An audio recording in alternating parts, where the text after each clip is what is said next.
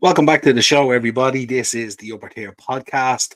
It's Tuesday, so we're a day early. This is Pro Wrestling Weekly. We've got the match to cover tomorrow night and stuff like that. So we said we jump on tonight, give you a bit of pro wrestling news as we do every week. We will take a look back at the week in history, some notable birthdays, but we've plenty to talk about tonight. But if you could do me a favor and smash that subscribe and bell notification button, hit a like on the video, share the content. We are live at the moment on X, Facebook, and YouTube all at the same time. So let us know your thoughts in there. Let us know what you want to talk about. We've got a number of news items here that we want to have a good chat about and get your thoughts on and stuff like that. Plenty of news coming out this week. So let's get into it. But before we do that, let's go to our OGs in the chat. The chat seems to be full. I was on a mad one tonight. Sean, howdy, Niall. Awful news today. DVDs are gone. Romantic Ireland is dead and gone. It's with O'Leary in the grave. Yeah, very sad news today, folks. I don't know if you picked up on it. Myself and Sean definitely picked up on it because we're avid collectors. But news broke today from WWE Home Video and DVD or Fremantle, whatever you want to call them, that DVDs and Blu-rays will be discontinued after this month, and that the final DVD release, the hypocrisy of it really when you think about it, the final DVD release from WWE in its history will be Crown Jewel 2023.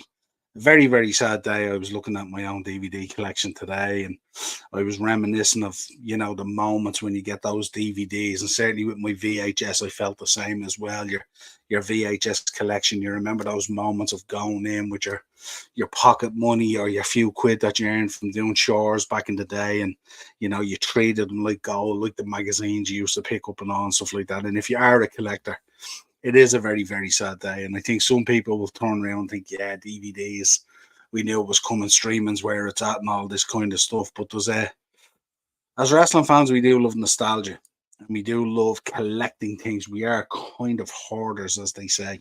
And yeah, I was kind of all through my wrestling fandom down through the years. I certainly was a sucker for DVDs and Blu-rays and VHS and all that kind of stuff. So yeah, it is a sad day. I know Sean, who's here as well, he's a big collector as well, and it's kind of now where do you go? And I was even talking to lads today. Some lads came in today and we were talking about it and stuff like that. And they were saying they'll probably continue on their collection, but what they might do is they might do boot versions of the DVDs and the boxes just for their own collection and stuff like that and all.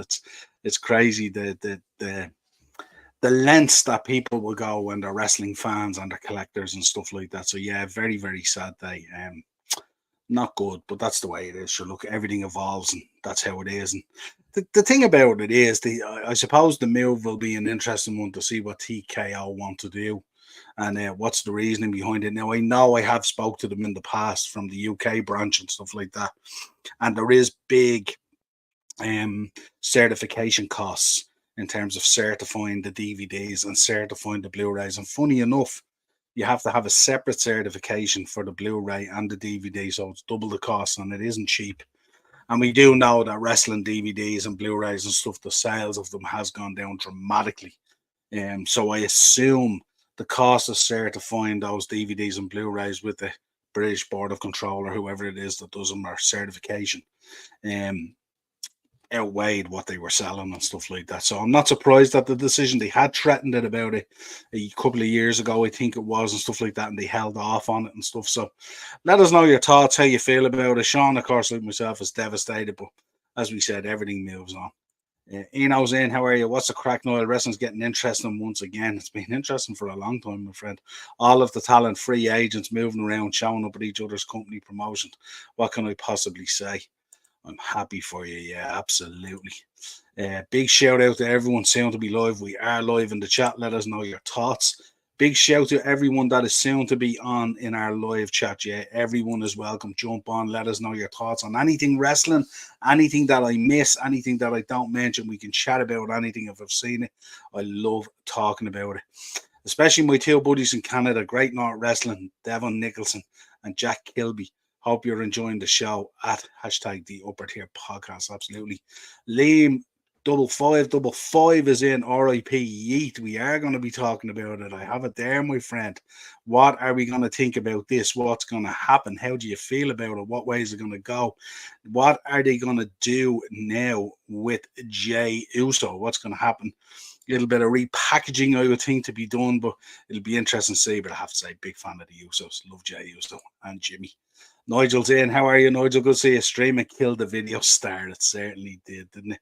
How much do we miss? I don't know if you're of the age when you remember this, but remember the excitement. I remember going down to the video stores and you used to rent out the wrestling DVDs. They had a place in Bray. Ian's often spoke about it and stuff like that. It wasn't a Blockbusters or an Extra Vision. It was one of those independent, like Advanced or something like that.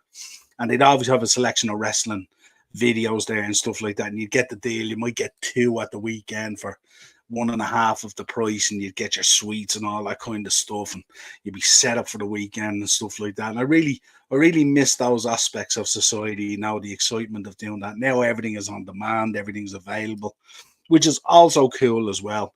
But yeah, just those moments, they're the moments that kind of stick with you when you think about the moments on these VHS and DVDs and stuff like that. And for collectors, there's so much more than just a stack of DVDs on a shelf in a room or whatever it is.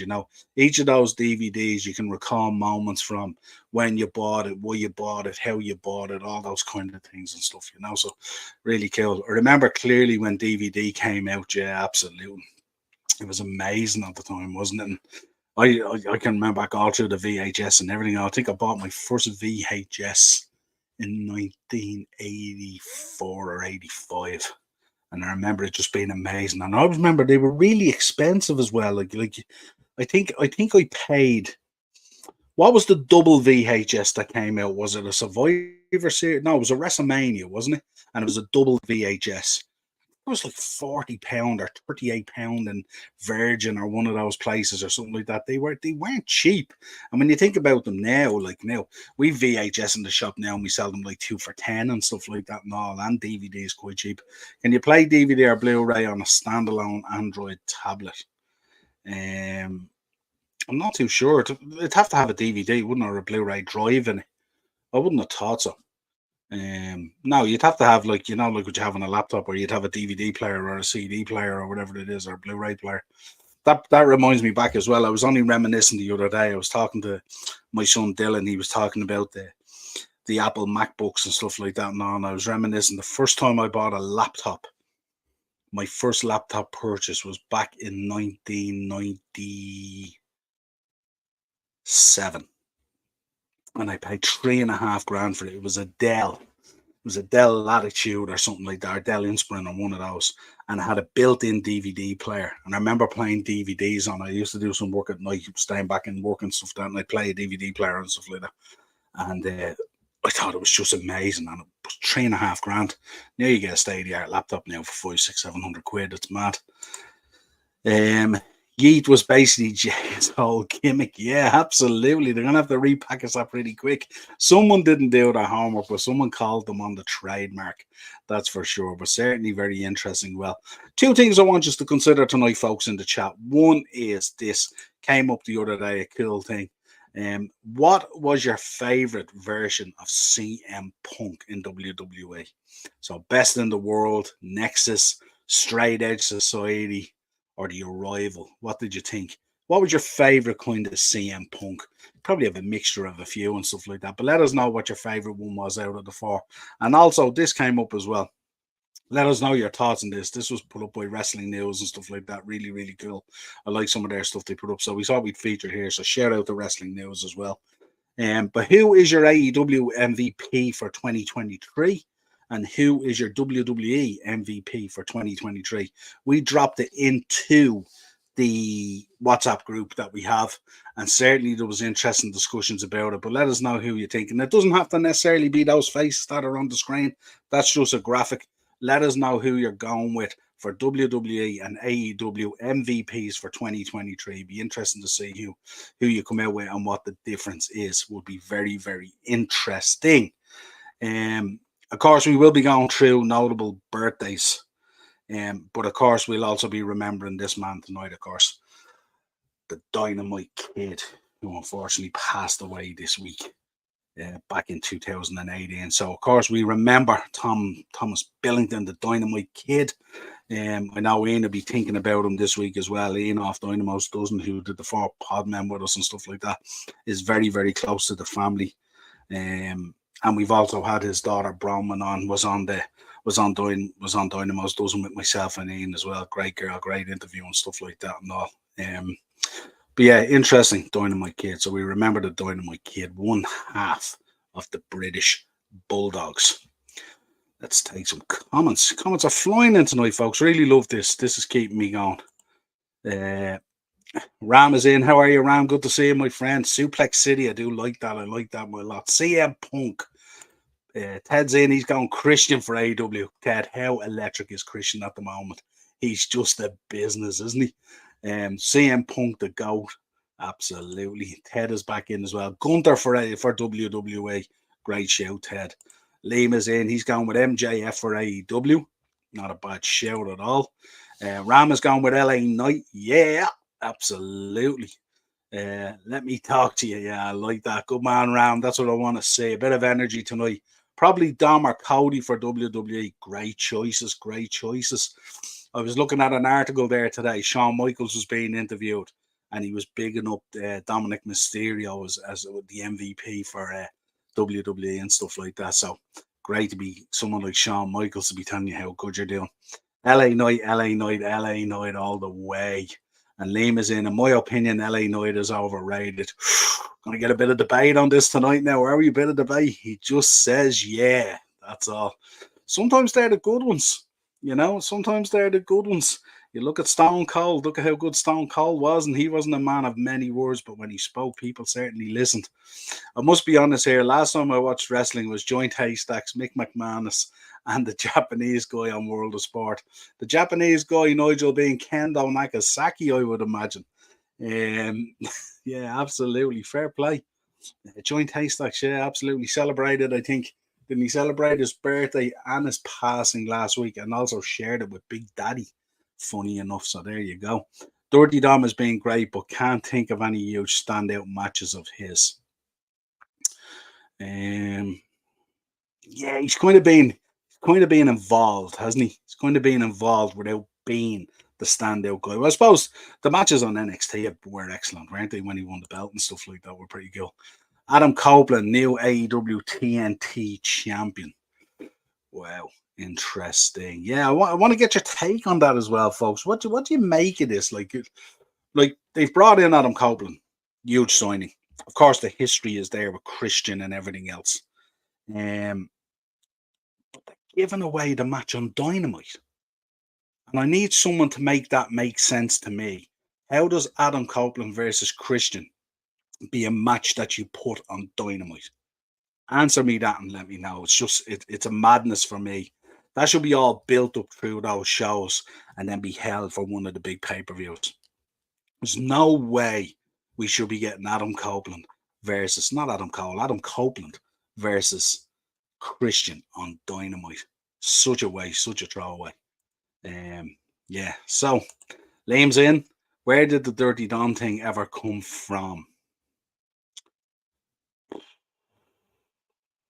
I don't know. Was it did the dad pin it on him when he turned on him or something like that? Can't remember. Ken Shamrock has signed a legend contract for WWE. New merchandise is on WWE Shop. That's good news. Happy for Ken Shamrock as well. Good stuff. I obviously was a fan of Ken Shamrock.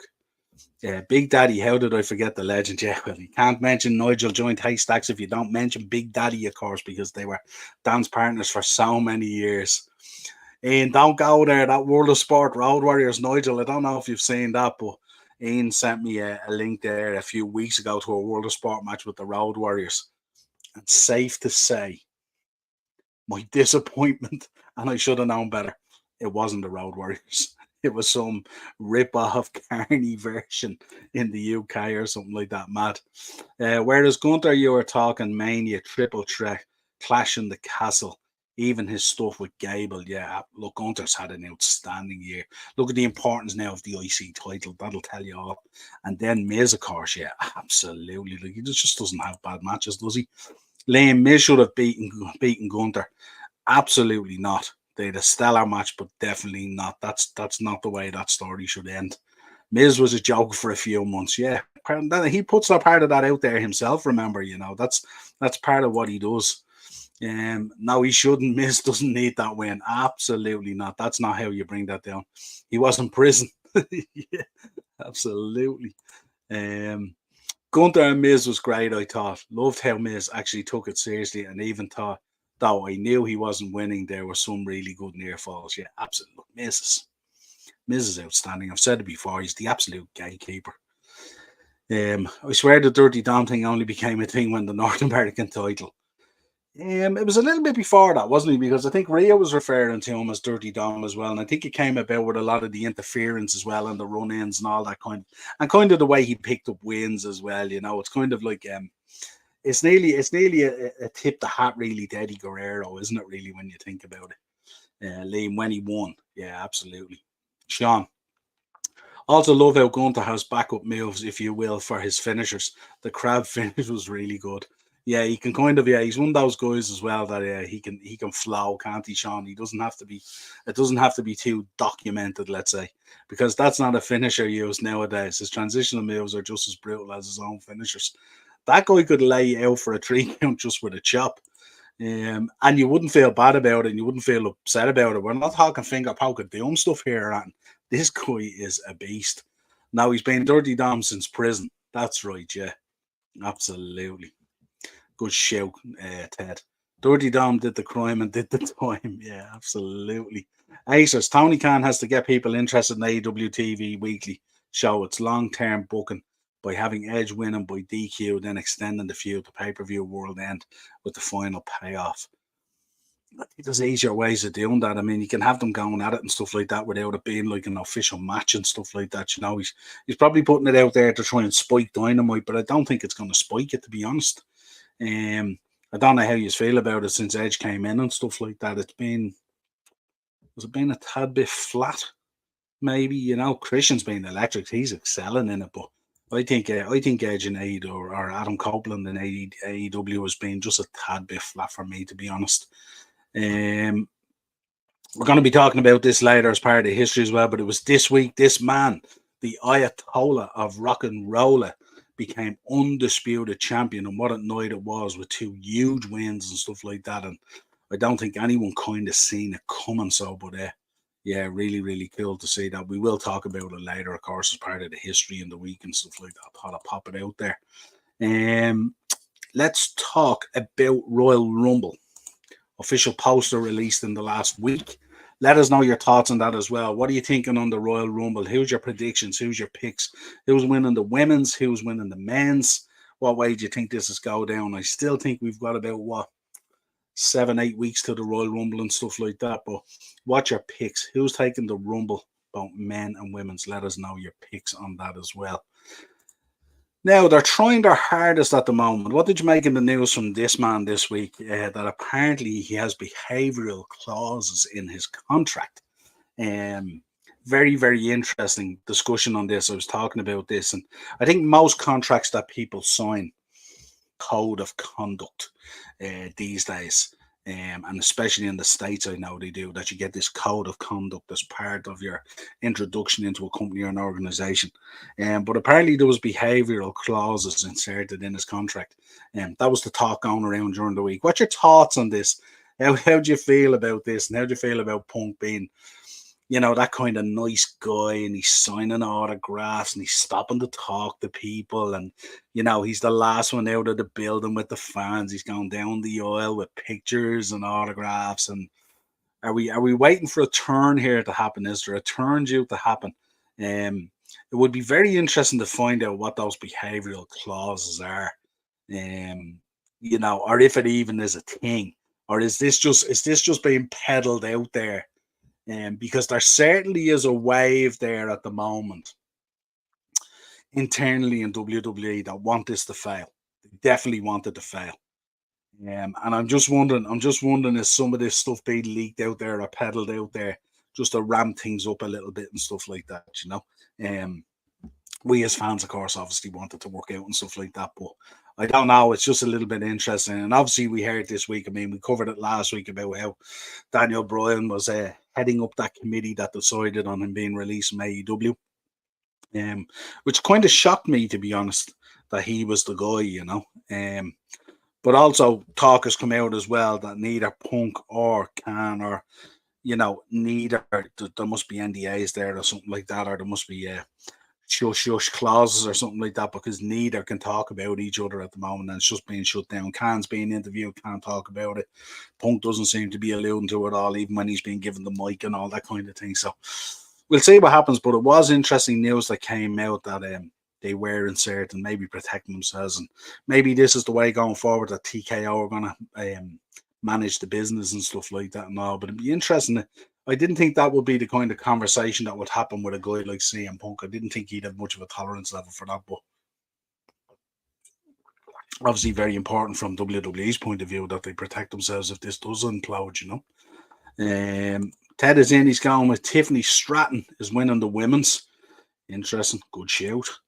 Acer, since CM Punk firing AEW has lost a huge amount of viewing, yeah, the numbers have just dropped off a cliff. It's absolutely crazy. And I don't know, what do you think, Acers? Those viewing numbers that have dropped, do you think they have followed him over? Because certainly the WWE numbers have come up somewhat. So I'm wondering, have they moved over there? Certainly interesting. And we will be talking about the AEW audience as well, because we have to obviously talk about Ric Flair and what's been going on there as well. That he's not feeling the love, I would say, from the AEW fan base at the moment. But we will talk about that in a few minutes, of course. It's fair if he starts any shit, he's gone. Yeah, I think, Liam, yeah, I don't think they have to. That's the kind of the way they have to go. Jay and either CM Punk or Cody, Rumble winners. Jay Cargill, that'd be a show, wouldn't it? CM Punk to win the men's or Cody. Interesting. Again, we'll have to see how this all falls as well, because they're talking about CM Punk and they identify him as a free agent so he can go Raw or SmackDown. I think he's on SmackDown, is it next week? For the tribute to the troops, he's going to be on SmackDown and stuff like that. So that'll be interesting to see how that goes. And of course, Orton, of course, signed in the SmackDown contract last Friday and stuff like that. And then little RKO out of nowhere on Nick Aldis. And of course, Nick Aldis taking it like a champ, as we'd expect. And being interviewed after it, and he says they really do come out of nowhere, don't they? So it's pretty cool. Love Nick Aldis, I have to say. Acers, it's insane that Woo Energy Drinks are paying AEW for Ric Flair to appear on TV. Yeah, I don't know. It's mad. I'd say they'll all be getting behavioural clauses put in, and it'll apply to outside of the ring stuff like DUIs, I think, as well. Yeah, I think there's like, that's what I was talking about, that whole code of conduct thing and stuff like that and all. And yeah, I suppose it's difficult. It's kind of different. Maybe it's something that's come over from the UFC or something like that. But I'm sure they always had code of conducts in there, in terms of when you're representing WWE, and these guys generally represent WWE 24/7. I wonder, Ted, is it going to focus as well on social media and stuff like that? That would be interesting, the kind of posts that go out there now. Because I don't know if anyone has noticed in the last number of weeks, or certainly since the takeover, but the posting on social media and across all platforms by WWE superstars has gone through the roof. You wake up every morning, you go on your Twitter feed and stuff like that, and it's just WWE after WWE after WWE. It's mad, crazy. Absolutely, Acers. Yeah. Lame. Ric Flair needs to just retire. He's literally gonna die from a chop. Imagine if he died from a chop. Imagine that. That'd be crazy. We also got news that this man is on the way back from injury, healed up, ready to go. But the question is, now with the landscape after changing so much, when you think about it, we had main event Jey Uso, Cody Rhodes. Now we've put Randy Orton in there. We've put CM Punk in there. We've loaded things up. We're hearing of Roman's on the way back. I think he's scheduled for 3 SmackDown shows, as far as I can remember, in December. Either 2 or 3 SmackDowns in December coming up. So he's going to be back as well. But the Celtic Warrior is coming back. What would you like to see happen with the Celtic Warrior? Potentially they're going to roll back maybe a feud with Drew, put him in there maybe against Gunther again, maybe. Is he going to float back into the Brawling Brutes and all that kind of stuff?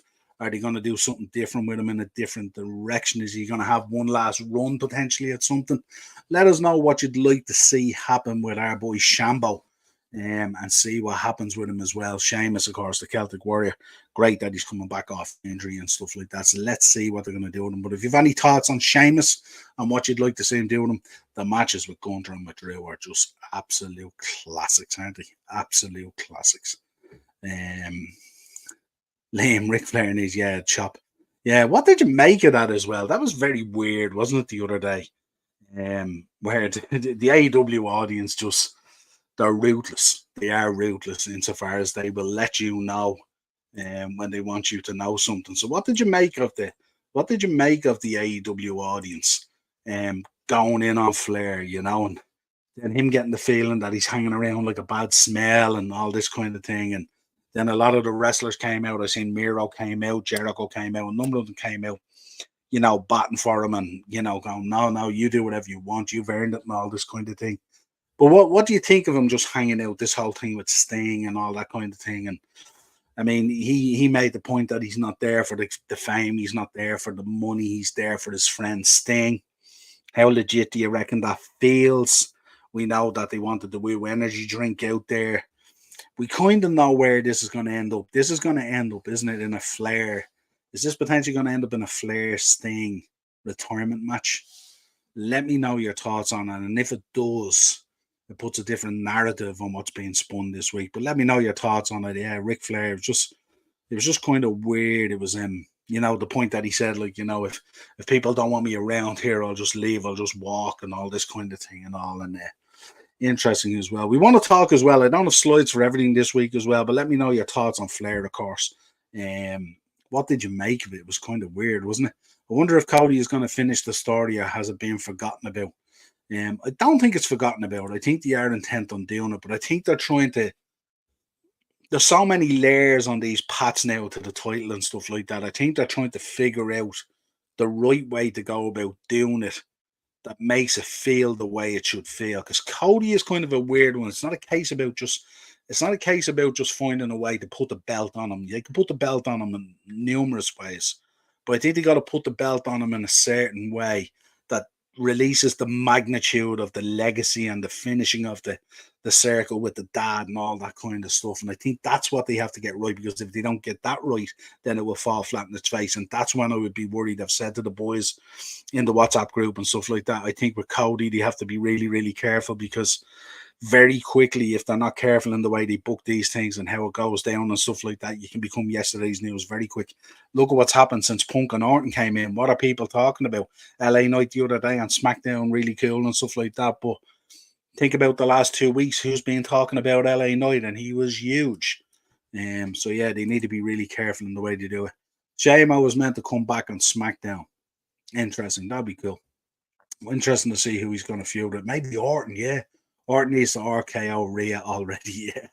Absolutely. Maybe we could potentially get Orton and Sheamus. I wouldn't be too upset with that now. That would be interesting. Ted's in. They rushed Cody's story the last time. Cody is the sort of guy who can make you feel for him long term and be behind him. They need to let him do that. Don't just shoot him to the start. Exactly, Ted. Exactly. And sure, we've heard the brother-in-law saying you have to earn it, don't you? You have to earn it. He certainly earned it. Ian's in. Ric Flair versus Sting, final match ever. How would people feel about that? There's only so many last match figures I can buy in relation to Ric Flair. And I love Ric Flair. If you look over my shoulder there are a pair of Ric Flair signed trunks there in that frame. I also have his last ever match figure up there as well. So I'm going to have to go buy another one probably, but whatever. We love the Nature Boy, but every time he decides to get back into the ring, we always have to be a little bit concerned, don't we? These two boys had a really, really good match on Raw. And I like the little push. I like the way Jay dedicated the match to, of course, the memory of Umaga. Of course, we remember Umaga, the Samoan bulldozer. Remember him. I remember his announcer and all. It was absolutely cool. What a competitor Umaga would have been right now in the WWE. Unbelievable. But it was a nice touch for Jay. I really, really liked it. And I think it was an interesting one, wasn't it? I think it was marking around the 14 years of Jay in WWE or something like that. But it also marked something like, wasn't it, Umaga's passing as well and stuff like that. And also, it was a nice touch and stuff like that. And sure, how could we ever forget Umaga? It was really, really cool. Sean's back in, just back from a tantalising sticker. What's this with Sheamus? Oh yeah, Sheamus is back. He's due back shortly from injury. So what I was asking Sean was, where do you see Sheamus falling? Who's he going to feud with? What would you like to see happen? Are they going to roll it back into Drew? Are they going to potentially re-roll Gunter again, which I wouldn't be too upset about?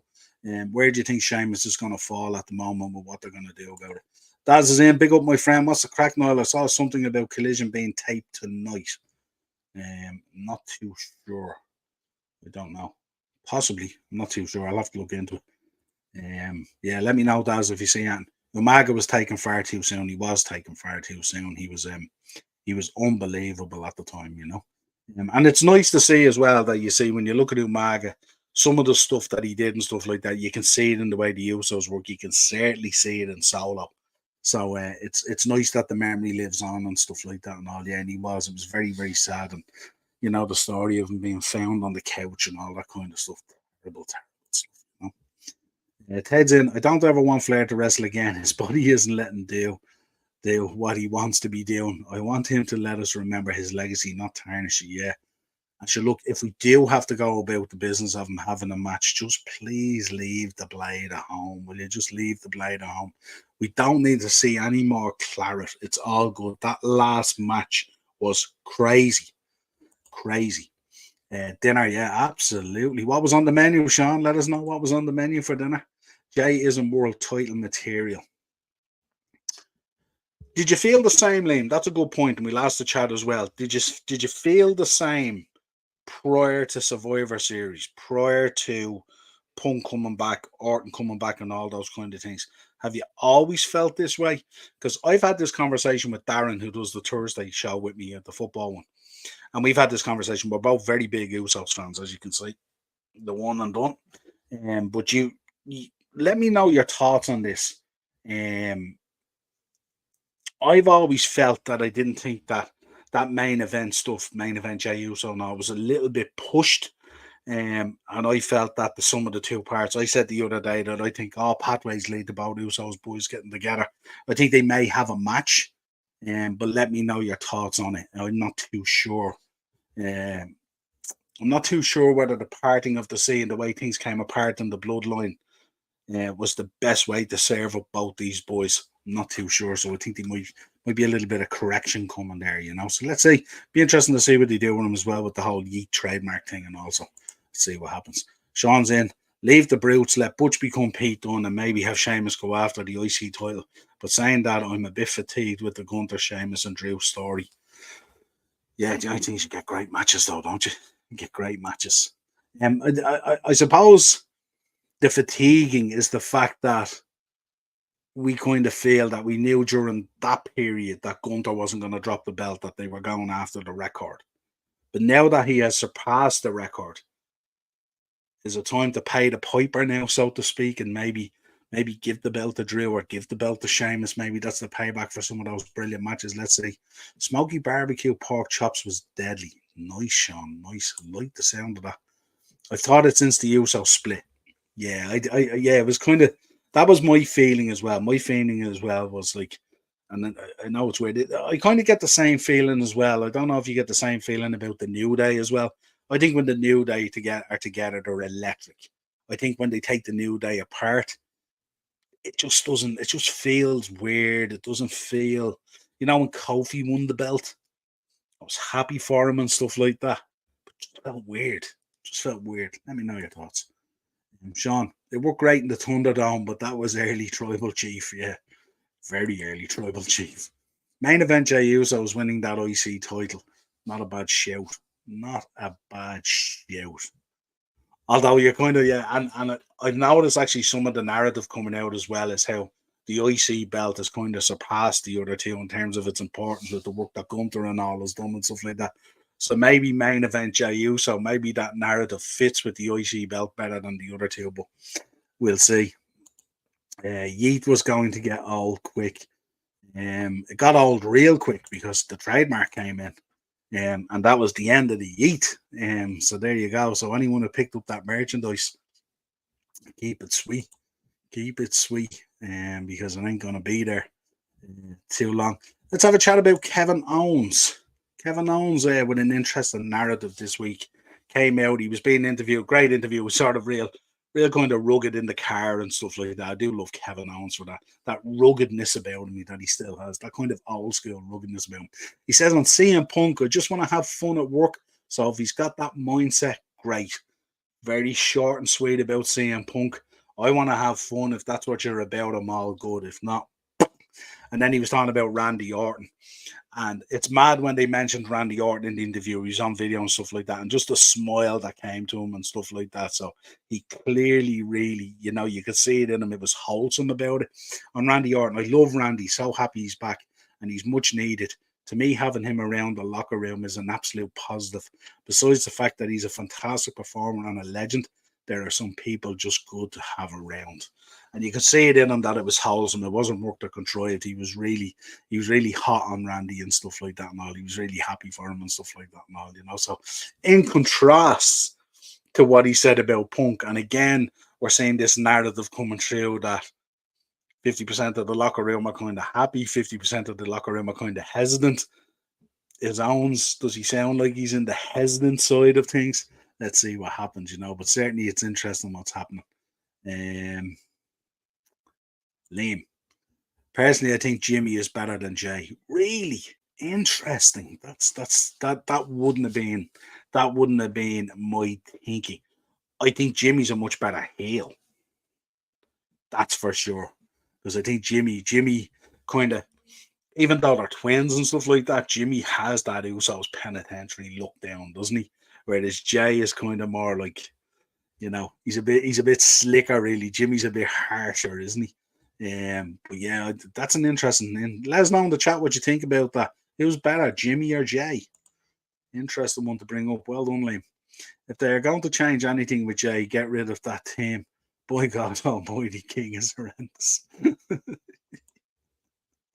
Then it's Jimmy versus Jay for the IC at Mania. Then Gunther versus Reigns at Mania.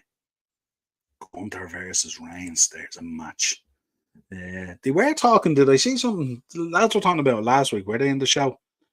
Gunther versus Lesnar or something like that. They were talking about. Punk and KO would be great.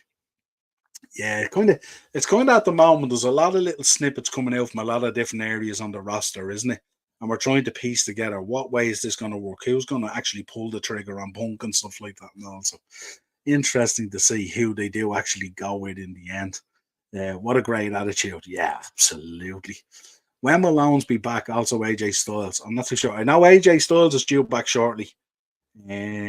They're targeting. I think he's going to be back in January, isn't it? So the talk is he's going to be back for the Rumble.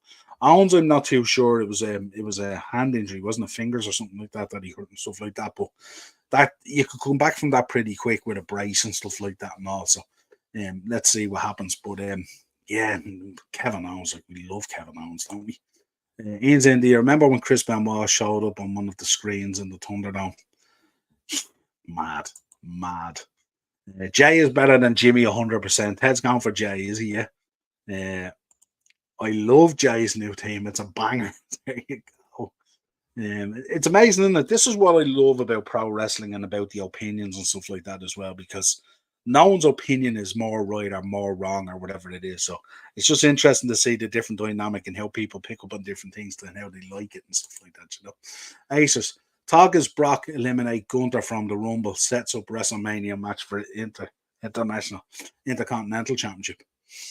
I can't see Brock going for the IC belt. I don't know. Maybe I'm wrong. I don't know. Not too sure on that one. I did have another slide that I wanted to bring up. Let's see, can I find it? In the meantime, chat to me, folks, about the Hardy Boys.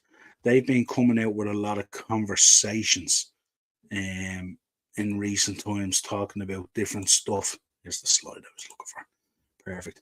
They've been talking about what's going on with them and stuff like that. That they're very frustrated with creative in AEW hasn't kind of panned out the way they thought. I don't know. It's weird, isn't it?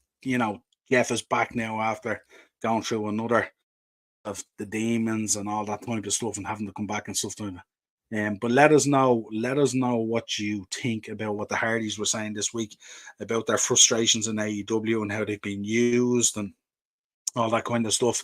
I think they were on the pathway to something good with the Bucks originally, weren't they? And then isn't that when Jeff had to go out again in relation to the demons and stuff like that, and then it was all kind of shelved and stuff like that. Um, I think personally with the Hardys, and I love the Hardy Boys. I think personally, you're never going to reach the heights of that comeback at WrestleMania 33, I think it was. And the documentary behind it with the New Day and how they snuck them in and all that kind of stuff. Life doesn't get any bigger than coming out at that Mania. I think it was in the Citrus Bowl. I was in the Citrus Bowl for 24, and that big long ramp, and the New Day was on the ramp doing the Jeff dance, losing their mind. The two boys came out. The whole place lost its mind. You go down and you're successful and you win, and then like, where do you go after that? Where do you go after that? Do you then go to AEW? Where do you go after that? You know what I mean? And how many times can you reinvent yourself and stuff like that? I think AEW, for some reason, they don't want at times to let people just do what they do. And it's a difficult one for them as well because what's huge in WWE in relation to the Hardy Boys because of the history and everything they have there may not necessarily translate into the AEW audience and stuff like that. So I don't know. And there's always that hesitancy as well with Jeff. We've seen where, he can bring you into such heights and stuff like that and then just drop you at a moment's notice by going off kilter again. And then you're going, here we go again type of thing. Um, Niall, will you be doing DVDs in your shop? Only the DVDs that we'll have there. Crown Jewel will be the last. But I'm sure we'll continue to trade in the second-hand ones and stuff like that for people who are missing certain ones out of their collections and all that kind of stuff. But going forward, there'll be no new ones. So you're not going to get a Royal Rumble 2024 out like that. Crown Jewel 23 is the last one. So yeah, pretty disappointing, which means we're probably not going to get. Do you know what's disappointing? Actually, we're not going to get the Survivor Series then, are we? Surely they have to do the Survivor Series one. They'd have to finish the year. I would have thought anyway. Surely they have to finish the year. They can't leave you hanging in a year. Surely complete a full year of the DVD collection. So I'm hoping they do Survivor Series. That'd be very disappointing. I know they said today Crown Jewel, but that'd be really disappointing. But I suppose going into the new year is probably new licensing and all that. Everybody register for the Thunderdome, Benoit, Pikachu, and the Triple K. You can't complain about WWE not reaching all audiences. Absolutely. Liam, Hardys need to retire. Yeah, absolutely. I love the Hardys, but they're past their prime, well past it. I still think you can use the Hardy Boys, in moments like Royal Rumble moments or something like that, or maybe maybe bring them in as part of an old school Survivor Series match, tag team one or something like that. No, I think there's certain times they can be used. See them week on week and stuff like that may not necessarily be what I want to see. But then the problem that you have with the Hardy Boys, and I've said it a number of times as well, you kind of, if you want to keep them focused and keep them away from the other situations and stuff like that, got to keep them busy, don't you? When Jeff is busy and he's working shows weekly and he's working house shows and he's on the routine of this happening and stuff like that and all, he's a different animal, Jeff Hardy, and stuff like that. When Jeff has too much time on his hands, when they record TV and all that kind of stuff, where he's not involved, he's sitting at home, and that's when the voices start and all that kind of stuff, and that's when it goes off kilter. But the mark they've left on wrestling is unbelievable. Daz reckons the Hardys need a title shot. That would be interesting. Yeah, I know. Again, I think it would be short-lived. It'd be one of those kind of pop moments, maybe, or something like that, But the comeback at 33 was just had us look. We were all jumping out of the beds, weren't we? Doing the Jeff dance in the middle of the night, watching 33. The Hardys are in a tough spot because what they were loved for more than anything was the high-flying madness. But as they get older, they can't do that as much. Yeah, that's part of it. Yeah, certainly can't do it, especially what Jeff done. I mean, Jeff used the crazy stuff Jeff did, even in TNA and stuff like that, was absolutely madness. Crazy, crazy, crazy stuff. This is one I wanted to talk to you about, folks. There's talk of this going around. How would you feel about this? I'm in two minds about it. Talk at the moment: CM Punk versus Stone Cold Steve Austin, WrestleMania, yay or nay? Let me know your thoughts in the comments. How would you feel about this? CM Punk versus Stone Cold Steve Austin. Um, Certainly would be interesting. The Kevin Owens one with him was sensational. Um, but I think even Stone Cold being interviewed after that and all, he spoke about how good Kevin was to work with and the amount of work Kevin put in, that Kevin really did it all and stuff like that and all. And it was just, that the setting was perfect. Kevin was there. It was Dallas, Texas, the rattlesnake, all that kind of stuff. It was absolutely brilliant. And it was just one of those moments. I don't know if you can recapture that coolness of that situation in Philly. Maybe you can with CM Punk and Stone Cold Steve Austin. I'm not too sure, but let me know your thoughts. What do you think about this? Is this something you would want to see at Mania? Ted's in. He says, "Yeah, and I'm a huge Hardys fan." Yeah, am I right, Ted? Were you at 33? Were you in the building at 33 when they came back? I'm not too sure, but remember they went to the crowd. Remember the guy in the crowd with the IC belt on, and he nearly passed out. He just lost his mind, and I love to see wrestling fans doing that. So cool. But let me know your thoughts on it. Acers is gone. Now Seth versus Punk is already WrestleMania Night 1 main event. But is it? Let's see. Certainly I would think that's the way it's potentially gonna go, all right. Oh no, Ted, you were at 30. That's right. Yeah, I screamed the house down at 33 though. Yeah, absolutely. But yeah, that comeback was just unbelievable, wasn't it? And it's mad now, even today, if you go on TikTok and stuff like that, all those videos they put out there of when Jeff ran down, remember to save Matt in some of those matches. And instead of run down save me, does all the dancing and stuff like that. It's so good. I'd be more interested in wrestling documentaries with matches on the extras or best offs. Yeah, absolutely. The documentaries are always brilliant. But yeah, we'll keep it going. We'll keep on bringing stuff in and stuff like that, as much as we can. It's just none of it will be new, but for most people, that might be a good thing. Aces, Adam Copeland versus Christian tomorrow is for the title. Yeah, I think what he was saying is he was saying it'll probably finish with a DQ, so the title won't change hands, and then they can roll it down the road again. I think that's what I think. Correct me if I'm wrong, Aces, if that's what you think. Yeah. So yeah, CM Punk versus Stone Cold. I think Austin, Ted's in. He goes, I think Austin versus Punk is better for promos than a match, and its best is when Punk is making a big point of him being straight edge. Yeah, you could have the beer versus the straight edge and all that kind of stuff. And certainly the narrative is there.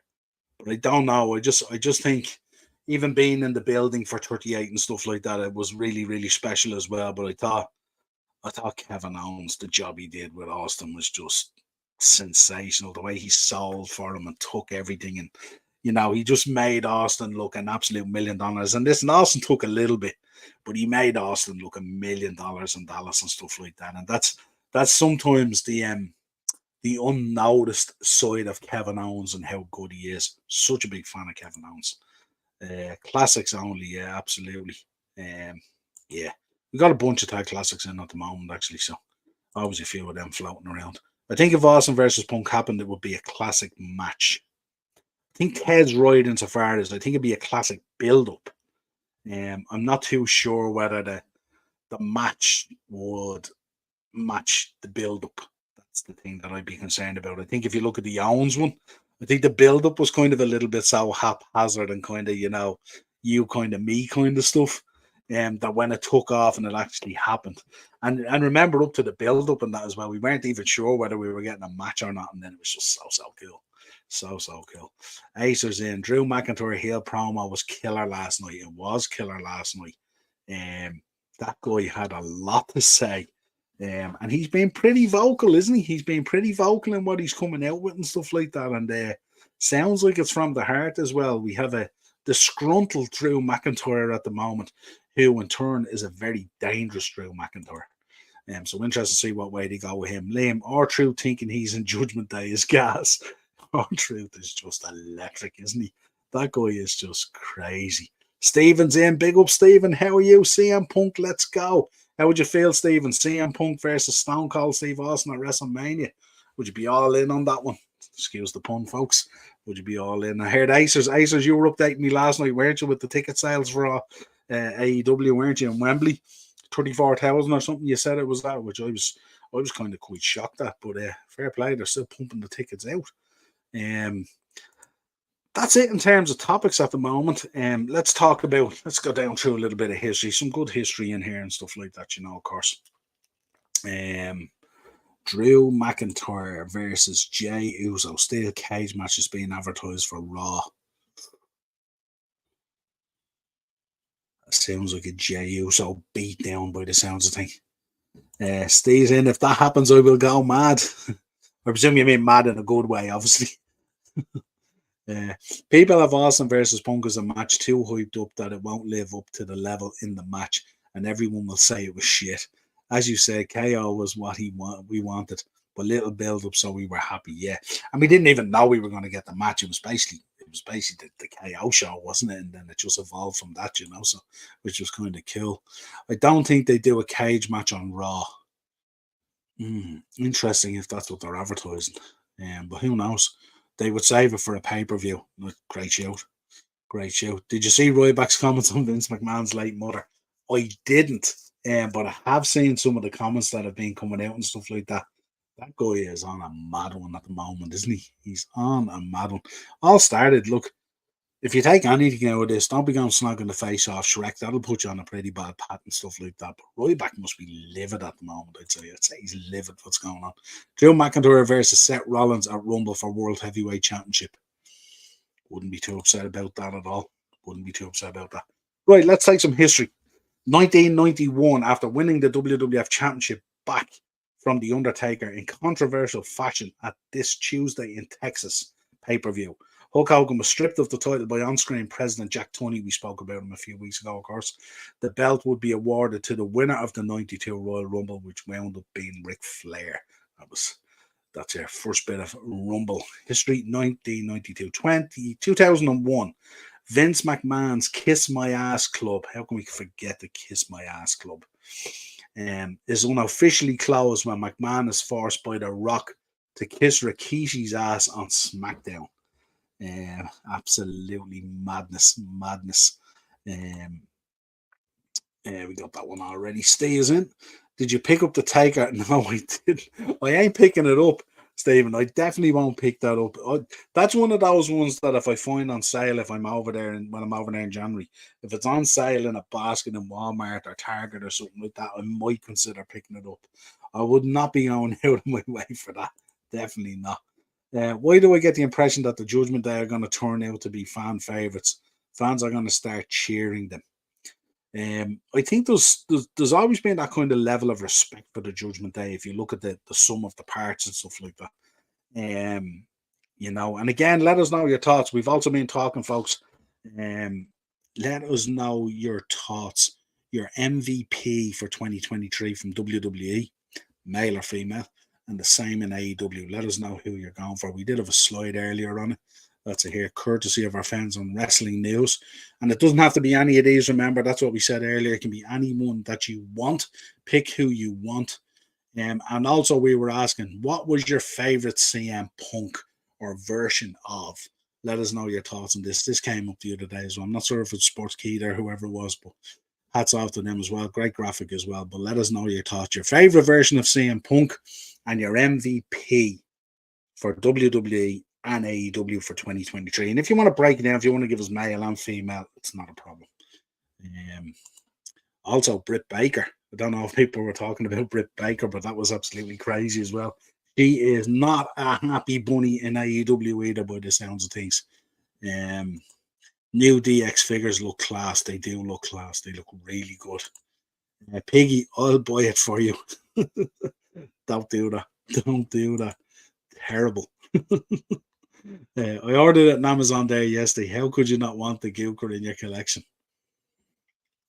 No, absolutely not. Because first of all, my collection is quite bloated, and two, if I get any more stuff, the missus will kick me out of the house. So I'm at a stage now where I'm having to trade off stuff to introduce newer stuff and things like that and all. So yeah, no, not at the moment. That's not one for me. But yeah, listen, looks cool, I'd imagine. Stephen's going with the best in the world for CM Punk. Yeah, I think most people are going to go with that one. That was the one that really set him apart, wasn't it? My favorite CM Punk era was his feud versus Taker at Mania 29. Yeah, that feud versus Taker was unbelievable. Remember when he poured the ashes out in the urn, the sand and all and stuff like that? He ratcheted it up. I actually have said to people before that I think they missed an opportunity there at Mania 29 with Punk and Taker. They could have absolutely, think about what they did with it then. They could have absolutely sent Punk to the stratosphere in that storyline, and he was well up for it, really well up for it. Piggy, I'll go up to your shop and hand it to you. Don't tempt me. Don't do that. Don't do it. I've told you all already before. I'm not the biggest Undertaker fan in the world, and I certainly wouldn't be buying a gobbledygooker. So don't waste your money on it. If you just want to buy one, and we'd give it away or something on a show or something like that. Crazy stuff. Yeah, it was crazy stuff. But Punk is like that as well. If you poke Punk enough and you got him to ratchet things up, he will ratchet things up and he will go proper personal on stuff, proper personal. And just that Paul Bearer stuff when he got the urine and poured out. Remember the ashes, but it's the sand. Was just it was a moment. It was definitely a moment, no doubt about it. Let's go back into history. How did you feel about the Kiss My Ass Club? Yeah, 2006, less than a day removed from the terrible pay-per-view, of course, December to Dismember pay-per-view. Paul Heyman left his position in WWE, and of course we remember that as well because that was the massive bust up that he had. Remember where the company tried to pin the disaster of that on him, and he fought back, and there was words had between himself and Steph and everything and all, and it was kind of weird. But then he gets himself back in there as they always do. 2009, of course, we mentioned it earlier. Umaga, Eddie Fatu, died from heart failure mere months after his WWE release at the age of 36. So young to go, and what a talent he was. I remember him well. Crazy stuff, yeah, absolutely. Ted's in. That's what pissed Punk off, that they didn't send him into the Stars after the Taker match. Absolutely, they definitely missed an opportunity there. I believe if they had done that, he wouldn't have left. We would have had all this time with Punk and stuff like that. Wolves 1, Burnley 0. Wang with the goal. Big up, Aces. Thanks for keeping us updated on that. Highbrow, just wrapped up my Twitch stream. I'm knackered now. Fair play to you, Jack. Keep it going, my friend. Between exams and studying and streaming, fair play to you. Knocking it out of the park. Piggy's in. The Kiss My Ass Club didn't end till like 09, didn't it? Yeah, they kind of brought it back slightly and stuff like that, but the original one where they kind of canned it for a moment and stuff like that certainly was the case. Steve Umaga, was it? Yeah, he was. Big up, You'll Never Walk Alone. How did you get on in the FIFA Cup match? There you go. Let them know, Jack, how you got on. 2013, the Hart Family Mansion in Calgary, Alberta, Canada is named a Heritage Site official landmark by Calgary Mayor Naheem Nancy. That was great news as well. There was an awful lot of conversations about it and stuff like that. But it was great that it was officially marked as an official landmark and a heritage site, and certainly the history that's there and the history of pro wrestling in Canada, absolutely massive. City have Club World Cup on 2 weeks' time. Good stuff. He was the first person to kick out of a tombstone. Yeah, absolutely.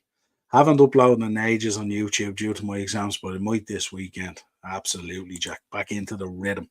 I'm hoping to be at the shop on Friday. Brilliant. Good to see you. I'm actually, sorry, Ian, I'm actually not there Friday. I'm there here. I'm there Wednesday, Thursday.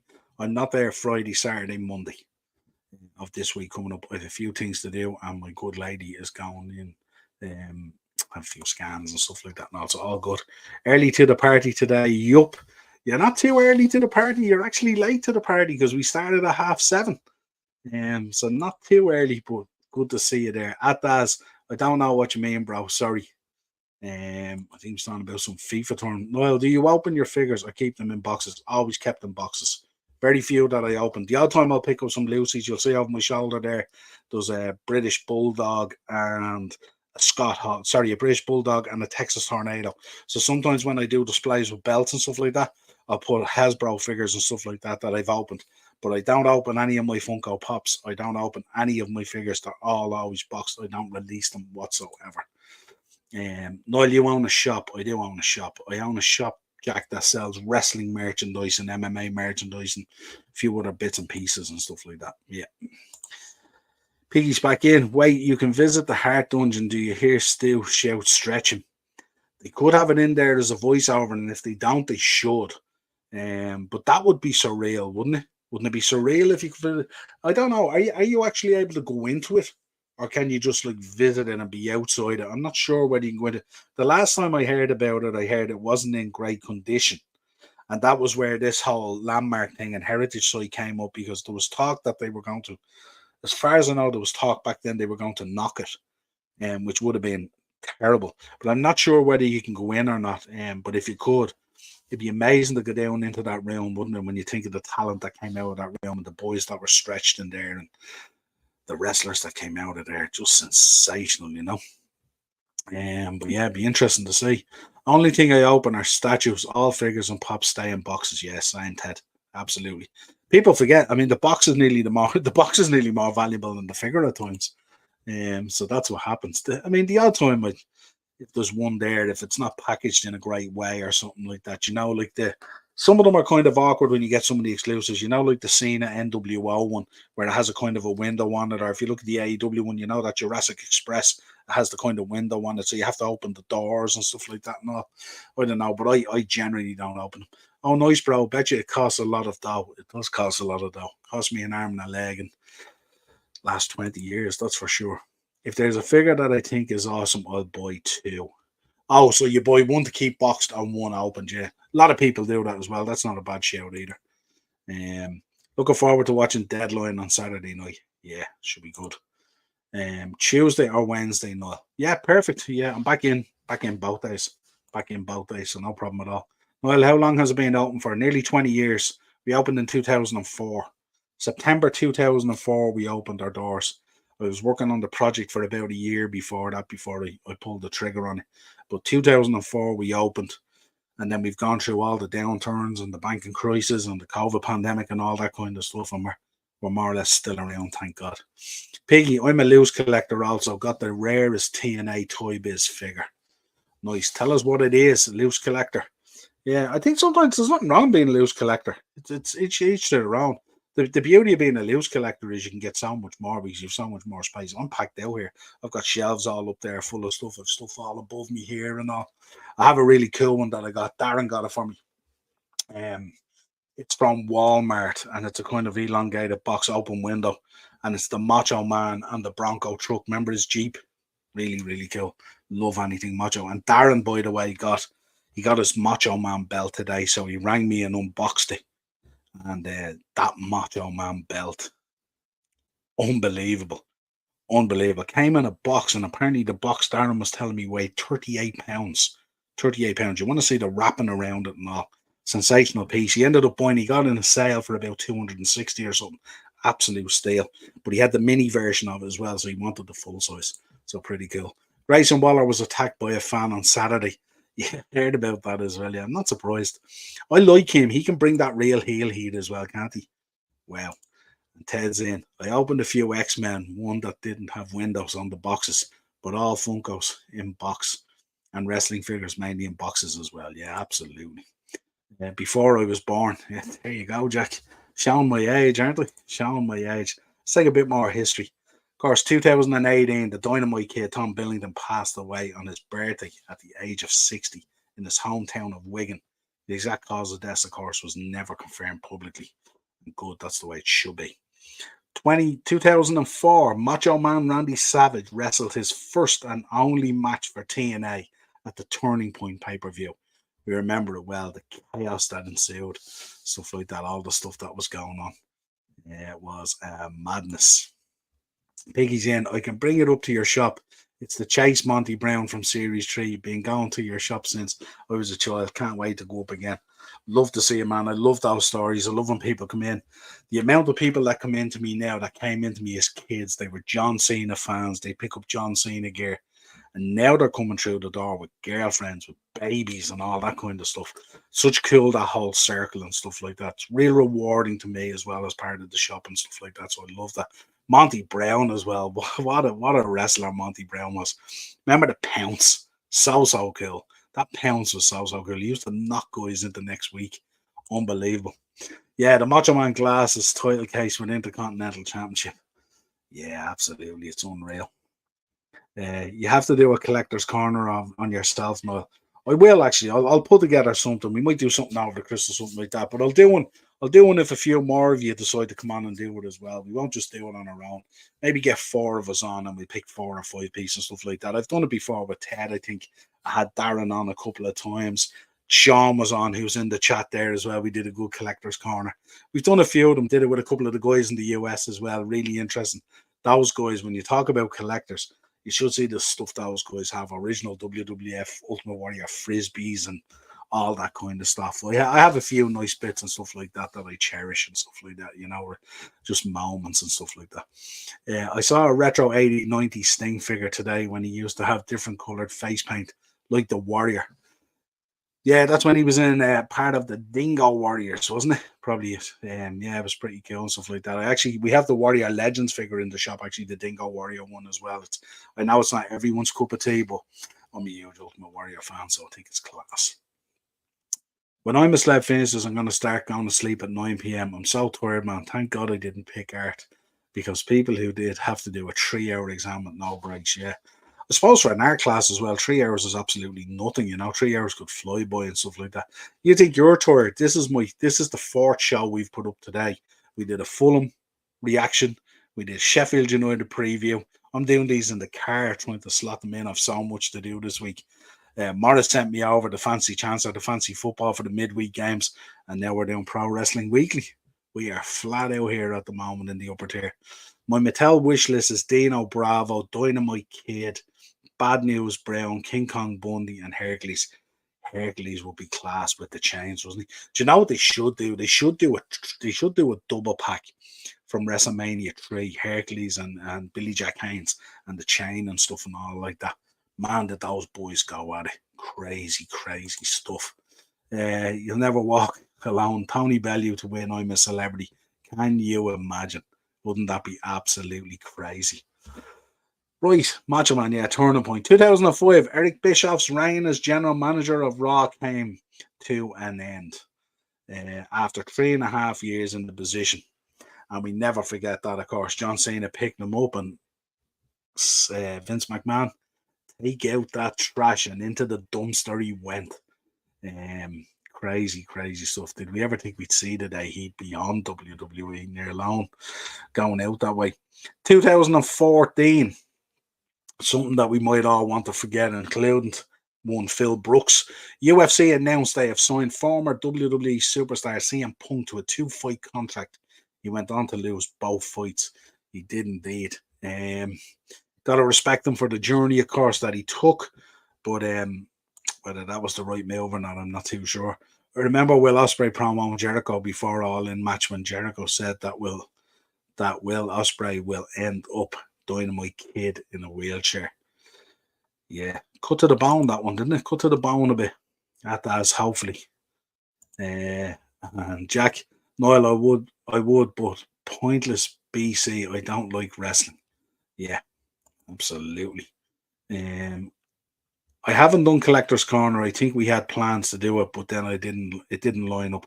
Well, we will do it, Ted. We will do it, that's for sure. What we'll do is we'll get a Collector's Corner show going in the new year, and when things die down a little bit from the crazy Christmas football schedule. And we'll do little Collector Corner shows and stuff like that where we can record them. Ted, I'd love to have a look at the collection and stuff like that. I'm sure you've got some absolute bangers in there. 1-0 to the Arsenal. Surprise. Don't tell me Jesus scored as well. Stay. They need to make a Gorilla Monsoon, Jesse Ventura double pack. That would be cool. And I actually have, we get in, Stephen, as well. We get in these little commentator sets.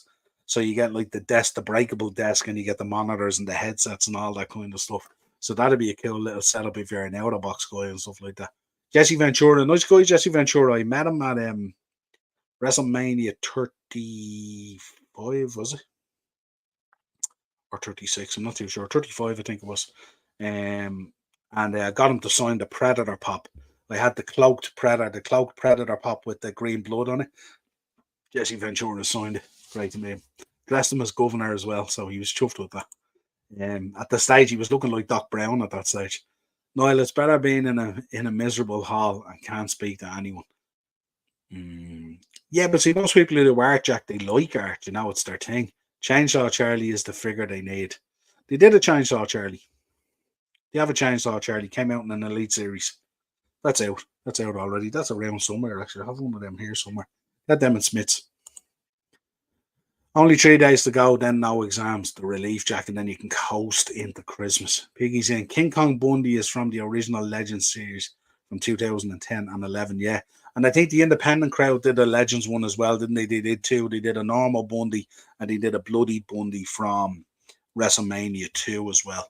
And I think there was a few floating around signed as well, which would be really, really cool. They should do like a big pack, shouldn't they? You know, like what they did with the LWO. They should do a pack and just do the Heenan family. Be really cool. I'm still trying to get actually one that I want to get as well as I want to get Bobby Heenan, the legend figure in the Weasel suit. I haven't got that yet. I need to get that. All the examiners my skill are like 60, 70. No joke. How do they have a pension? Don't know how you spell it.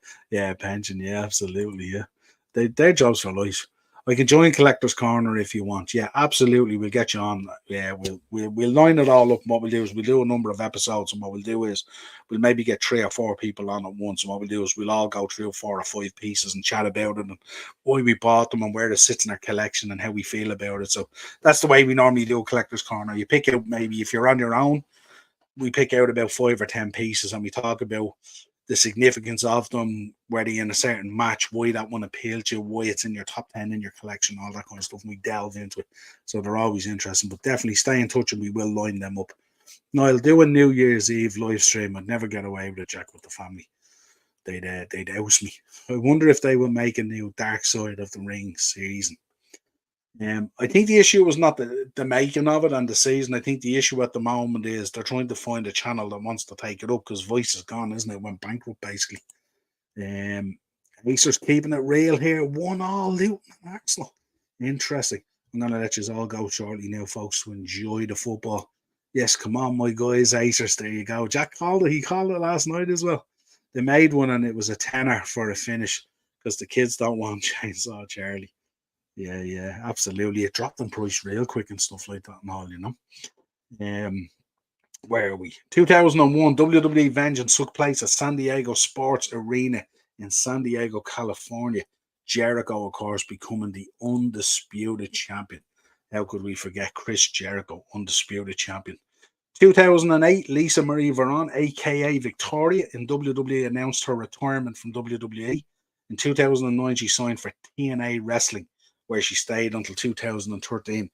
Had some fantastic matches, and I really liked that Tara gimmick. Remember the spider and all that kind of stuff, and she was this like biker chick and all. It was really, really cool. Hats off to Victoria. What a performer she was. Now, Niall, I still have to sort out my work experience and then Christmas shopping with my parents. Listen, that's plenty to look forward to. And work experience is cool, Jack, you know, get you out of the class and get you a feel for that world out there. That's what you want. That Bobby Heenan went on heavy sale. It did, yeah, absolutely. And it's not even a value thing. It's just one that I want. I don't have, you know, I do have. There is a classic series, is it, or a Legend Bobby that I have somewhere, but I don't have that one, and that one's kind of cool because that was when that was in around my time of watching and stuff like that. Remember the stuff with Ken Patera? Remember he came back out of prison and all that kind of stuff was pretty cool. I got mine on Amazon for $9. Yeah, they're not expensive, but it's a cool one, isn't it, Stephen? It really is a cool figure. Loved Bobby Heenan. Great show as we are now over and out, folks. We're not over and out yet. We've still a few little bits to go through. 2017, the Z-Man Tom Zink died at the age of 59. How could we forget Tom Zink? I'll message you if you like on Instagram. Yeah, drop me a message on Instagram, no problem at all. And sure, look, we'll sort it all out. And sure, I mean, even if you're on Instagram as well, if you want to send me on a few pictures and stuff like that, it'd be interesting to see what's happening. Darren's collection is outrageous, lads. I can't even begin to tell you about Darren's collection. If you imagine those IKEA storage boxes, you know, those big plastic drums, he has them everywhere. He has stuff in the top of his kids' wardrobes, attics. He has a shitload of stuff in his mum's. I don't think I've ever seen a guy with a bigger collection of signed promos as well, and top end signed promos.